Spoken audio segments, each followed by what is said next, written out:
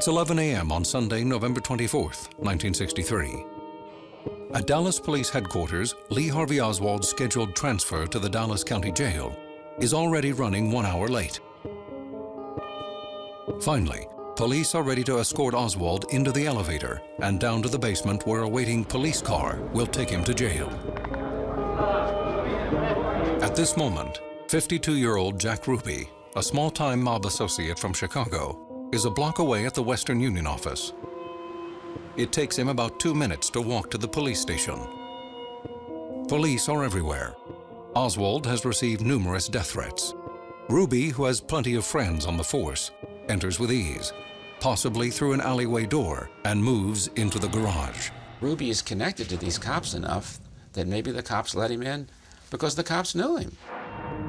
Ruby blends into the crowd of newsmen and police and waits for his opportunity. He's been shot. He's been shot. Lee Oswald has been shot. 5 days later, President Lyndon Johnson appoints a bipartisan panel of 7 powerful Washington figures, led by U.S. Supreme Court Chief Justice Earl Warren, to investigate the Kennedy assassination. The Warren Commission presents its findings in September 1964. It concludes that Oswald and Ruby each acted alone. There was no conspiracy in either case. It's a conclusion that a wide variety of investigators rejected at the time and still reject today. We took, I think, a more careful look at Jack Ruby, his background, and what he did that day. In the 1970s, G. Robert Blakey was chief counsel to the congressional committee that investigated the assassinations of both JFK and Martin Luther King Jr. Blakey's conclusion? All the evidence together, the mob did it.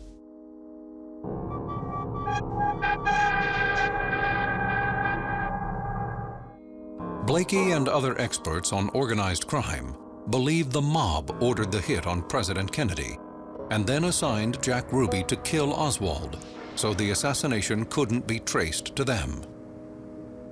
Blakey's view is bolstered by one highly disturbing fact, acknowledged even by those who accept the Warren Commission's conclusion that Oswald and Ruby each acted alone. That fact is, both the CIA and the FBI withheld information from the Warren Commission.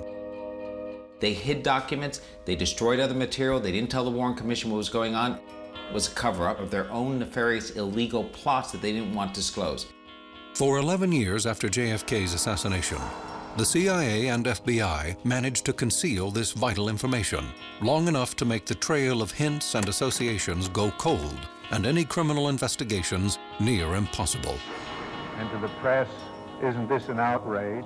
Then in 1975, a special committee chaired by Idaho Senator Frank Church finds that in the early 60s, elements of the CIA hired the mafia to kill Fidel Castro. This new information puts the Kennedy assassination in a new light.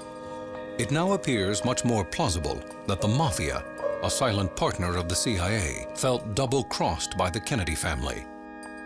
That's because at the same time the CIA was working with the mob, JFK's younger brother, U.S. Attorney General Robert Kennedy, was spearheading a tough and successful crusade against organized crime. The mafia was desperate in 1963. They were on the verge of extinction under the Kennedy administration. It was an unbelievably vigorous organized crime program that was arresting them, was convicting them, was keeping them under surveillance. Blakey contends that the hit on President Kennedy was most likely engineered by New Orleans crime boss Carlos Marcello, and it had two purposes. One was to get even with the Kennedys, the other to end Robert Kennedy's war on organized crime. Blakey says the mob used the analogy of a dog, with John Kennedy at the head and Bobby Kennedy at the tail. Carlos Marcello wanted Kennedy gone. If the tail hits you, the best way to stop the tail is take out the head. This time, the committee will come to order. The House of Representatives sets up a select committee on assassinations. The committee begins its investigation into the president's murder by revisiting Dealey Plaza. The first thing you do is and this is what we did, is we ask, where did the shots come from that hit Kennedy? The Warren Commission found that Oswald fired 3 bullets from the 6th floor of the Texas School Book Depository. Blakey and his staff know that if a 4th shot was fired, it would mean a second shooter and a conspiracy. For Blakey, a 4th shot would help connect the dots all the way to Jack Ruby. The problem of the assassination is to connect, if possible, Lee Harvey Oswald and Jack Ruby.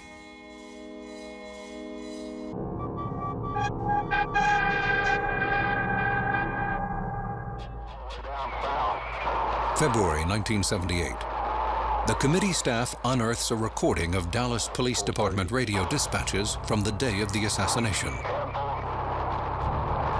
A preliminary analysis by one of the country's top acoustic experts suggests that the recording reveals a 4th shot. He subjects that tape to a series of tests, and he comes back and says, yes, there's a possibility that there are 4 shots, and we have to test it. And I asked, what do you mean test it? We got to go to Dealey Plaza. So we went down and set up an experiment. After a day in Dealey Plaza, spent recreating the sounds heard on the recording, the committee releases its report on January 3rd, 1979. It states that there is a, quote, high probability that a second gunman fired a shot from the infamous grassy knoll. Their conclusion? Oswald most likely did not act alone. Therefore, Kennedy was probably the victim of a conspiracy. You have other witness testimony, and there's a substantial number of people. The principal location for the shots were the depository and the grassy knoll. Blakey believes that the acoustic evidence indicating 4 shots is explained this way. First, Oswald fires twice from the book depository, hitting Kennedy with the 2nd shot. Then the shooter on the grassy knoll fires once at Kennedy, but misses. Finally, Oswald fires a 3rd time, killing Kennedy. But the shooter on the grassy knoll, Blakey believes, has another target, and this second role for the second shooter makes Blakey's theory distinctive. His role may well have been to have shot Oswald when he's brought out of the depository, which is a standard mob technique. You have one shooter kill the man, and you have somebody else kill the second guy. That failed. As a result, Oswald is able to flee the book depository.